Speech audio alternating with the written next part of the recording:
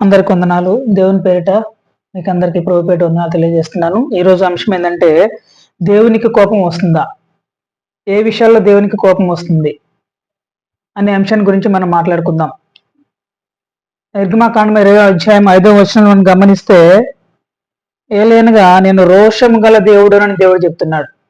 దేవుడైన యెహోవానకు నేను రోషం గల దేవుడను, నన్ను ద్వేషించు వారి విషయంలో 3-4 తరముల వరకు తండ్రుల దోషంను కుమారుల మీదకి రప్పించుచు, నన్ను ప్రేమించి నా ఆజ్ఞలు గైకున్న వారిని 1000 తరముల వరకు కరుణించువాడనై ఉన్నాను అని చెప్తున్నాడు. ఆజ్ఞల్లో ఒక ఆజ్ఞగా అంటే ఏంటి? ఇక్కడ దేవునికి కోపం వస్తుంది. ఆయన కోపం వస్తే 3-4 తరాల వరకు ఉంటుంది అని చెప్తున్నాడు. ఎక్కడ మరి ఏ విషయాల్లో మరి దేవునికి కోపం వస్తుంది అని మనం ఒకసారి గమనిస్తే, ఇక్కడ ఆమోసు రాసిన గ్రంథం మరి 2వ అధ్యాయం మనం గమనిస్తే, ఇజ్రాయేలీలకి ఆమోసు రాస్తూ చెప్తున్నాడు, దేవుడు మరి కోపగిస్తున్నాడు.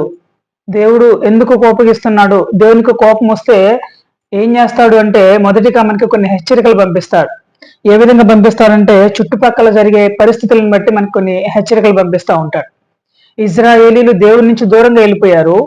ఆయన చేసిన గొప్ప కార్యాలన్నింటినీ మరిచిపోయారు.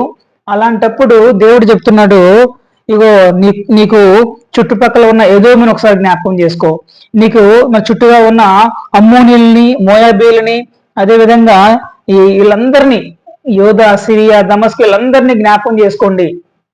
వాళ్ళందరికీ జరిగే మరి అనేకమైన ఆపదలు, శ్రమలు, కష్టాలు, వాటన్నిటి నుంచి మనం అలర్ట్ అవ్వాలి, లేకపోతే ఇశ్రాయేలు అలర్ట్ అవ్వాలి అని చెప్తున్నాడు. తర్వాత మన మీదకి దేవుడు కష్టాన్ని పంపిస్తాడు. మన జీవితాల్లో కూడా అంతే. ఫస్ట్ మనకి చుట్టుపక్కల జరిగే ఎన్విరాన్మెంట్ బట్టి మనం దేవుడు ఏదో చెప్పాలనుకుంటున్నాడు, ఏదో విషయంలో దేవునికి మనకి సరిపోలేదు అని మనం గమనించుకోవాలి. ఇజ్రాయేల్ ఇక్కడ గమనించుకోలేదు. వాళ్ళు ఏం చేస్తున్నారంటే, పేదలను, దరిద్రులను అనేక విధాలుగా ఇబ్బంది పెడతా ఉన్నారు. దేవుని లెక్క చేయట్లేదు. ఇక మనం గమనిస్తే 2వ అధ్యాయం 13వ వచనం, ఆమోసు గ్రంథం 2వ అధ్యాయం 13వ వచనం మనం గమనిస్తే అంటున్నాడు, ఏ విధంగా అయితే పంట చేనులో నుంచి ఆ యొక్క పంట వేసుకొని ఒక బండి వెళితే ఎలా ఉంటుందో, అది ఆ యొక్క పంట చేలో వెళ్ళినప్పుడు తొక్కుడు పడుతుంది, లేకపోతే దాని యొక్క అచ్చు పడుతుంది. ట్రాక్టర్ అవ్వచ్చు, ఇంకేదైనా బండి అవ్వచ్చు, ఏదైనా మనం గమనిస్తే జనరల్గా వ్యవసాయదారులకు బాగా తెలుస్తుంది. గమనిస్తే ఆ యొక్క అచ్చు, ఆ యొక్క మరి ఆ యొక్క బండి చక్రం యొక్క అచ్చు అనేది ఎప్పటి వరకు అంటే చాలా మరి మళ్ళీ పంట వేసే వరకు అలానే ఉంటది. అదే చెప్తున్నాడు, బండి మరి పంట వేసుకుని వెళుతున్న బండి తొక్కితే ఎలా ఉంటుందో నేను తొక్కితే అలానే ఉంటది అని చెప్తున్నాడు. ఆ రోజంట మనం అనుకుంటామంట, నేను బాగా వేగంగా పరిగెత్తగలను, 13వ వచనం, 14వ వచనం, 15, 16 చదువుకుంటూ వెళ్ళిపోతే ఇజ్రాయేల్ గురించి దేవుడు చెప్తున్నాడు. ఒక ఆయన అనుకుంటున్నట్ట, నేను అతి వేగిని, నేను బాగా ఫాస్ట్ గా వెళ్తాను, నేను ఈజీగా తప్పించుకుంటాను అని అంటాడంట. కానీ దేవుడు చెప్తున్నాడు, అతి వేగి తప్పించుకోలేడు. ఇంకేమన్నాడు? ఇంకా మనం అనుకుంటాం, పరాక్రమశాలి, నేను చాలా బలవంతుణ్ణి, నాకు చాలా బలం ఉంది అని అనుకుంటారు. ఆ యొక్క పరాక్రమశాలి బలాన్ని బట్టి ధైర్యం తెచ్చుకోలేడు. దేవుడు శ్రమని ఎలో చేస్తే, దేవుడు కష్టాన్ని ఎలో చేస్తే, దేవుడు ఏదైనా మన జీవితాల్లో ఎలో చేశాడంటే దాన్ని తప్పించడం మనుషుల తరం కాదు, మన తరం అంతకన్నా కాదు. అదే చెప్తున్నాడు. ఇంకా మనం గమనిస్తే బలాఢ్యులు ప్రాణమును కాపాడుకోలేరని చెప్తున్నాడు. ఇంకా మనం గమనిస్తే వీళ్ళు కాండ్రు, ఎవరైతే ఉన్నారో వాళ్ళు నిలవలేరు. చాలా మంది అనుకుంటారు, నాకు బలం ఉంది, నాకు శక్తి ఉంది, నాకు సామర్థ్యం ఉంది, నాకు అది ఉంది, ఇది ఉంది అని దాన్ని బట్టి మనం అతిశయిస్తూ ఉంటాం. దేవుడు చెప్తున్నాడు, ఆ యొక్క బండి వెళ్ళినప్పుడు, పంటను వేసుకొని పొలంలో బండి వెళ్ళినప్పుడు ఏ విధంగా అయితే అనగదొక్కబడిద్దో, ఏ విధంగా అయితే తొక్కబడిద్దో, ఆ యొక్క పొలం ఏ విధంగా అయితే కుంగిపోయిద్దో, ఆ విధంగా మరి అతివేగి గాని, పరాక్రమశాలి గాని, బలాఢ్యులు గాని, వీలుకానులు గాని నిలవలేరు అని చెప్తున్నాడు. ఇంకా మనం గమనిస్తే, వడిగా పరిగెత్తు వాడు తప్పించుకోలేడు. చాలా మంది అనుకుంటున్నారు, నేను దేవునికి మరి సన్నిధికి రాకపోయినా, లేకపోతే దేవునిలో సరిగా లేకపోయినా నేను ఈజీగా తప్పించుకోగలనులే, దేవుని మాట వినకపోయినా, విశ్వాసంగా ఉండకపోయినా, నా ఇష్టానుసారంగా జీవించిన తప్పించుకోవచ్చులే అని అనుకుంటున్నారు మీరు.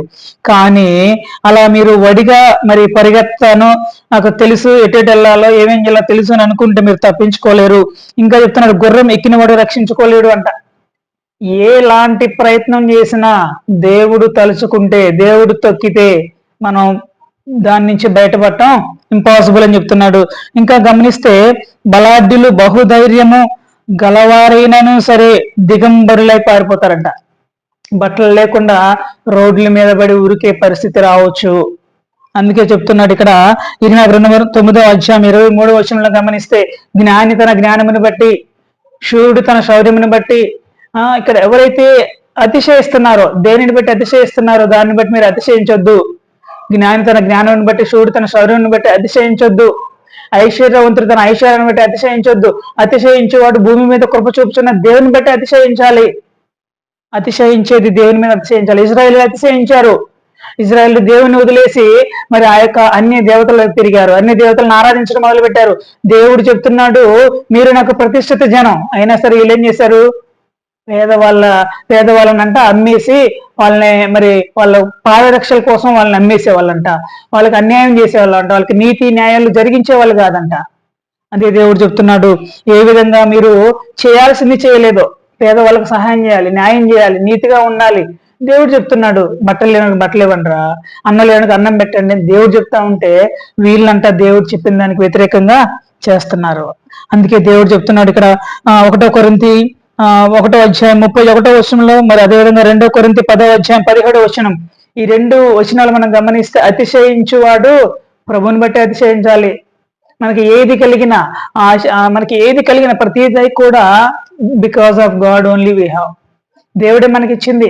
దానిని బట్టి అతిశయించకుండా మన ఇష్టానుసారంగా మనం అతిశయిస్తే, అదే చెప్తున్నాడు హబక్కుకు గ్రంథం 2వ అధ్యాయంలో, తనను బట్టి అతిశయించే వాళ్ళు నిలవడు. నాది నాది నాది అని అనుకుంటే నువ్వు నిలవలేవు. దేవుడిచ్చిందే ప్రతిదీ. సర్వ సృష్టికర్తను దేవుడే మనకిచ్చింది. అదే చెప్తున్నాడు, నువ్వు దేవునికి దూరంగా ఉంటే, దేవునికి ఇష్టమైన పని చేయకుండా ఉంటే నువ్వు తప్పించుకోలేవు. అదే చెప్తున్నాడు ఆమోస గ్రంథం 2వ అధ్యాయం 13వ వచనం నుంచి మనం గమనించుకుంటూ వెళ్ళిపోతే, ఆ యొక్క ఇశ్రాయేలీలంట దేవునికి మరి విరుద్ధంగా ఎన్నో పనులు చేశారు. 40 సంవత్సరాలు దేవుడు అరణ్యంలో నడిపించి మరి మా యొక్క ఆహారాన్ని, వారికి కావాల్సిన బట్టలు అన్నిటిని ఎంతగానో పోషించి ఎర్ర సముద్రాన్ని 2 పాయలు చేసి, మీరు నాకు ప్రతిష్ఠితమైన జనం, మీ కుమారులు మరి కుమార్తెలు మరి నా కోసం ప్రవచించాలి, నాకు యాజకత్వం చేయాలి అని దేవుడు చెప్తే, వాళ్ళంతా కూడా అన్య దేవతల వైపు తిరిగి అన్ని ఆచారాలు ఫాలో అవుతూ ఏ విధంగా ఉన్నారో, ఈ రోజు మనం కూడా అదే పరిస్థితిలో ఉన్నాం.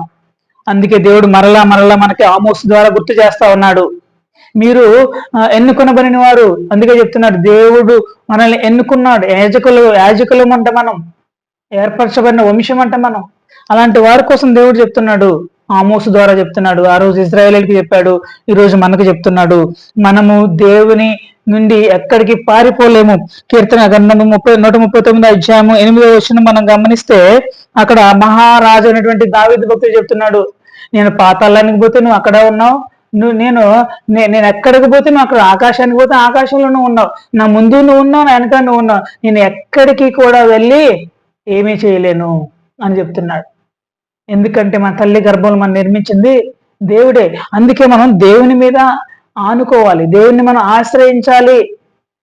చుట్టుపక్కల జరిగే పరిస్థితుల ద్వారా అయినా దేవుని తెలుసుకోవాలి, లేకపోతే మన జీవితాల్లో జరిగే పరిస్థితులను బట్టి అయినా దేవుని తెలుసుకోవాలి. దేవుడు మనకు ముందు చేసిన మేలులను బట్టి, దేవుడు మనల్ని ఏ విధంగా కాపాడాడో దానిని బట్టి దేవుణ్ణి మనం తెలుసుకుని దేవుణ్ణి అనుసరించి ఆయన ఎందే అతిశయించాలి. ఒక్కసారి దేవుడు తొక్కితేనంట అతి వేగి తప్పించుకోలేడు, పరాక్రమశాలి బలాన్ని బట్టి ధైర్యం తెచ్చుకోలేడు, బలాఢ్యుడు ఆ ప్రాణాన్ని కాపాడుకోలేడు, వీలుకాండ్రు నిలవలేరు, ఆ యొక్క గుర్రం ఎక్కి మరి పారిపోవాలని అనుకున్నవాడు రక్షించుకోలేడు. అదే చెప్తున్నాడు, వడిగా మరి పరిగెత్తేవాడు తప్పించుకోలేడు. కాబట్టి దేవుడు తొక్కితే అలా ఉంటది. దేవుడు తొక్కకుండా మనం ఉండాలంటే మనం దేవుని మీద ఆధారపడి జీవించాలి, దేవుణ్ణి ఆశ్రయించాలి.